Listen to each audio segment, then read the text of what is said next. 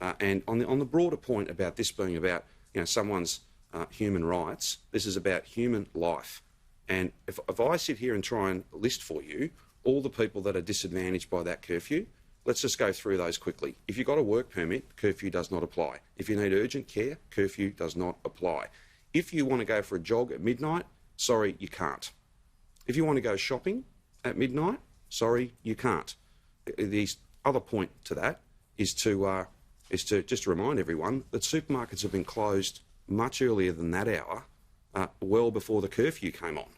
So I don't see. Yes, there'll be some burden for people who might want to go for a run in the middle of the night or try and go to a supermarket that isn't open.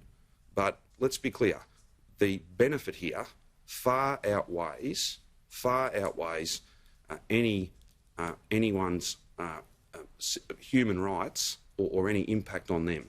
Because there's so few reasons, Nick, this is the point, there's so few reasons to leave your home unless, of course, you want to go to an illegal party or go to a fast food car park and basically have a gathering that is against the rules or any of the other sort of behaviour that we've seen. That is hard to enforce unless you've got really simple rules. That is the start and the end of it.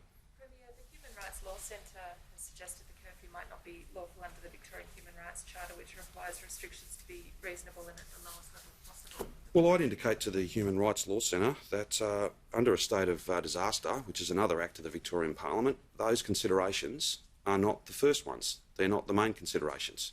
I think human life, getting case numbers down, having less people become gravely ill and die from this virus, and then getting to a point where we can open up and stay open, that is far more important of a magnitude that I can barely describe how much more important that is. This strategy is working, and one of the reasons it's working is that so much of the activity that we did see earlier on isn't happening now. People are not, you can't say 100%, but people are not out and about doing things they shouldn't be doing, quite selfishly, putting at risk all the great work that everybody else is doing. That's the key point. The sacrifice Victorians have made have to count for something.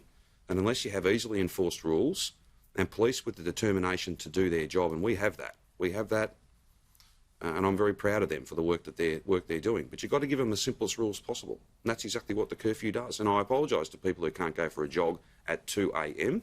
And I apologise to people who might want to go and do their grocery shopping at midnight and they are not able to do that.